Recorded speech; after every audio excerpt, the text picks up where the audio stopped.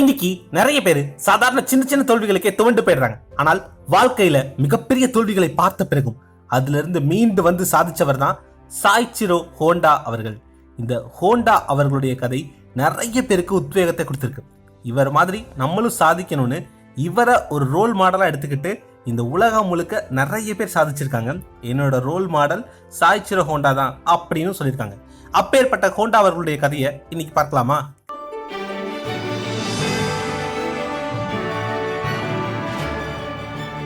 எண்ணுவதெல்லாம் உயர்வு. நான் உங்கள் ஜேஆர். 1906 நவம்பர் 17 ஜப்பான்ல உள்ள ஹமாமட்சு அப்படின்ற ஒரு சின்ன கிராமத்துல பிறந்தவர் தான் சாய்ச்சிரோ ஹோண்டா அவர்கள். ஆரம்பத்துல ஒரு ஸ்கூல்ல சேர்ந்து படிக்கிறார். அதன் பிறகு பெருசா படிக்கல. ஒரு 15 வயசு இருக்கும்போது டோக்கியோ நகரத்துக்கு போய் அங்குள்ள ஒரு கார் கம்பெனில மெக்கானிக்கா வேலை செய்யறார். கிட்டத்தட்ட 6 வருடங்கள், தன்னோட 22 வயசு வரைக்கும் அங்கதான் வேலை பார்க்கிறார். அதன் பிறகு இவராவே தன்னுடைய சொந்த ஊருக்கு வந்து ஒரு மெக்கானிக் ஷாப், அப்புறம் சில ஆட்டோ உதிரி பாகங்கள் விற்கக்கூடிய ஒரு சின்ன கடை மாதிரி நடத்துறாரு. அதே நேரத்துல சின்ன சின்ன உதிரி பாகங்கள் ஏதாவது நம்மளே தயாரிக்கணும் அப்படின்னு தயாரிச்சு அதற்கான பேட்டன் ரைட்ஸும் வாங்கிட்டு இருக்காரு. அப்பதான் டொயோட்டோ கார் வண்டிகளுக்கு பிஸ்டன் ரிங்ஸ் தேவைப்பட்டது. இந்த டொயோட்டோ நிறுவனத்திற்கு மட்டும் நாம ஒரு குவாலிட்டியான பிஸ்டன் ரிங்ஸை செஞ்சு கொடுக்குற ஆர்டரை பிடிச்சிட்டோம் அப்படின்னா நம்ம வாழ்க்கையே மாறிடும் அப்படின்னு வெறித்தனமா அதற்கான ஆராய்ச்சியில் ஈடுபடுறார். டொயோட்டோ நிறுவனத்திற்காக பல மாதங்கள் ஆராய்ச்சியில் ஈடுபட்டு ஒரு சூப்பரான பிஸ்டன் ரிங்கை கண்டுபிடிச்சார். அதை எடுத்துட்டு டொயோட்டோ நிறுவனத்துக்கு போய் காமிச்சார். ஆனால் அந்த பிஸ்டனை டொயோட்டோ நிறுவனம் ரிஜெக்ட் பண்ணிட்டாங்க. இதோட குவாலிட்டி சரியில்லை அப்படின்னு சொல்லிட்டாங்க. என்னடா இது, நம்மளோட பிஸ்டன் நல்லா தானே இயங்குது, ஆனா ஏன் ரிஜெக்ட் பண்ணிட்டாங்க அப்படின்னு அவருக்கு புரியல. இப்போ பணம் ரெடியா இருக்கு, ஆனால் தொழிற்சாலையை கட்ட இன்னொரு சிக்கல் உருவாச்சு. அது என்னன்னா, 2ஆம் உலகப் போர் நடந்துட்டு இருந்த காலகட்டம் அது. அதனால மிகப்பெரிய சிமெண்ட் தட்டுப்பாடு ஏற்பட்டுச்சு. அவரு எவ்வளவோ முயற்சி பண்ணியும் தேவையான அளவு சிமெண்ட் மூட்டைகளை ஏற்பாடு பண்ண முடியல. அதன் பிறகு அவர் யோசிக்கிறார், ஒரு காருக்கு தேவையான பிஸ்டனே நம்ம ரெடி பண்ணிட்டோம், சிமெண்ட் ரெடி பண்ண முடியாதா? சிமெண்டோட மூலக்கூறுகள் என்ன, எதை வச்சு சிமெண்ட் எல்லாம் ரெடி பண்றாங்க அப்படின்னு யோசிச்சார். அப்புறம் அவரே ஒரு கான்கிரீட் கலவையை உருவாக்குனார். அந்த கான்கிரீட் கலவையை வச்சு அவராவே தன்னுடைய சொந்த தொழிற்சாலையை கட்டமைச்சாருங்க. செமல்ல 2ஆம் உலகப் போர் நடந்துட்டு இருக்கு, அதனால சிமெண்ட் கிடைக்கல, அதனால ஃபேக்டரி கட்ட முடியல, அதனால என்னால ஜெயிக்க முடியல அப்படின்னு அவர் சாக்கு சொல்ல விரும்பல. அவருக்கான வாய்ப்பை அவரே உருவாக்குனார். இதை தொடர்ந்து தொழிற்சாலையை உருவாக்கி கொஞ்சம் கொஞ்சமா தனக்கு தேவையான பிஸ்டன்களை தயாரிச்சு டொயோட்டோ நிறுவனத்துக்கு கொடுத்துட்டு இருந்தார். ஆனால் 2ஆம் உலகப் போர் உக்கிரமா நடந்துட்டு இருந்த சமயம். அதனால அமெரிக்கக்காரர்கள் மற்றும் இங்கிலாந்துக்காரர்கள் அப்பப்போ ஜப்பான்ல குண்டு போட்டுக்கிட்டு இருந்தாங்க. அதுல ஒரு குண்டு இவரோட ஃபேக்டரி மேலையும் விழுந்தது. தெய்வாதீனமா அன்னைக்கு இவருக்கும் அந்த ஃபேக்டரியில இருந்த மக்களுக்கும் பெருசா ஒன்றும் ஆகல. ஆனா அந்த ஃபேக்டரியோட பெரும்பாலான பகுதிகள் தரைமட்டமாச்சு. இருந்தாலும் நம்பிக்கையை கைவிடாம மறுபடியும் அந்த தொழிற்சாலையை கட்டமைச்சார். மறுபடியும் ப்ரொடக்ஷனை ஸ்டார்ட் பண்ணார். ஆனால் இந்த முறை இயற்கையே அவருக்கு எதிராக. ஜப்பான்ல ஏற்பட்ட ஒரு நிலநடுக்கத்தால இவரோட மொத்த தொழிற்சாலையுமே தரைமட்டமாச்சுங்க. அமெரிக்காக்காரன் குண்டு போட்ட போது கூட தொழிற்சாலையோட ஒரு பகுதி மட்டும்தான் சேதமடைந்தது. ஆனால் இப்போ மொத்த ஃபேக்டரியுமே தரமட்டமாச்சு. 2ஆம் உலகப் போர் காலகட்டம் அப்படின்றதால சிமெண்ட், ஸ்டீலுன்னு எல்லாத்துக்குமே மிகப்பெரிய தட்டுப்பாடு ஏற்பட்டது. மறுபடியும் தொழிற்சாலையை கட்டமைக்கிறது ரொம்ப ரொம்ப கடினமான விஷயம். இயற்கையே நமக்கு எதிராக இருந்தா நம்மளால எப்படி ஜெயிக்க முடியும் அப்படின்னு ரொம்பவே நொந்து போயிட்டாரு. தன்னோட அந்த உடைந்த தொழிற்சாலைகளையும் அந்த பிஸ்டன் ரிங் தயாரிக்கிறதுக்கான பேட்டன் ரைட்ஸையும் திரும்ப டொயோட்டோ நிறுவனத்துக்கிட்டே வித்துட்டார். இவரே அந்த பிஸ்டன் ரிங் தயாரிச்சு தர்றதா இருந்தால் நிறைய லாபம் கிடைச்சிருக்கும். ஆனால் இப்போ அவங்க கிட்ட பேட்டன் ரைட்ஸை மட்டும் வித்ததால கம்மியான லாபத்தோட வெளியே வந்துட்டாரு. நம்மளால வாழ்க்கையில பெருசா சாதிக்க முடியாதா, நமக்குன்னு ஒரு பிராண்டை உருவாக்கவே முடியாதா அப்படின்னு நொந்து போய் உட்கார்ந்துருந்தார். இந்த காலகட்டத்தில் கொஞ்சம் கொஞ்சமா 2ஆம் உலகப் போரும் முடிவுக்கு வந்தது. 2ஆம் உலகப் போர் முடிவுக்கு வந்தாலும் ஜப்பான் திரும்ப எந்திரிக்கவே கூடாது அப்படின்னு பிரிட்டனும் அமெரிக்காவும் நினைச்சது. ஜப்பான்ல மிகப்பெரிய பெட்ரோல் தட்டுப்பாடு ஏற்பட்டது. அதனால யாராலையும் கார்கள்லாம் பயன்படுத்த முடியல. எங்கு போனாலும் சைக்கிளை மட்டுமே பயன்படுத்தினாங்க, இல்லை நடந்து போனாங்க.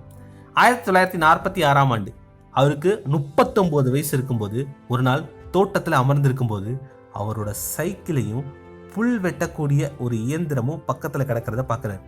இந்த புல் வெட்டக்கூடிய இயந்திரத்தில் உள்ள மோட்டாரை சைக்கிளில் பொருத்தி ஒரு மோட்டார் சைக்கிளை உருவாக்குனா எப்படி இருக்கும்னு யோசிக்கிறார். சைக்கிளோட ஒரு மோட்டாரை இணைச்சு ரொம்ப ரொம்ப கம்மியான பட்ஜெட்டில் ஒரு மோட்டார் சைக்கிளை உருவாக்கிட்டாருங்க. முதல்ல தன்னுடைய சொந்த பயன்பாட்டுக்கு இதை பயன்படுத்தினார். தன் வீட்டுக்கு பக்கத்தில் உள்ள சில பேருக்கு இதே மாதிரி சில மோட்டார் சைக்கிளை செஞ்சு கொடுத்தாரு. இந்த மோட்டார் சைக்கிள் நல்லா இருக்கே அப்படின்னு நிறைய பேர் இவர்கிட்ட கேட்க ஆரம்பிச்சாங்க. ஆனால் இதை செய்கிற அளவுக்கு அப்போ அவர்கிட்ட நிறைய பணம் இல்லை. அதனால என்ன பண்ணாரு அப்படின்னா, இந்த மாதிரி என்கிட்ட மோட்டார் சைக்கிள் ரெடி பண்ணக்கூடிய ஒரு ஐடியா இருக்கு, நீங்க இதுல முதலீடு பண்ண முடியுமா அப்படின்னு ஜப்பான்ல தன்னோட நகரத்துல இருந்த ஒவ்வொரு சைக்கிள் கடையிலையும் போயிட்டு கேட்டு பார்த்தார். தான் உருவாக்கி அந்த மோட்டார் சைக்கிளை கொண்டு போய் காமிச்சார்.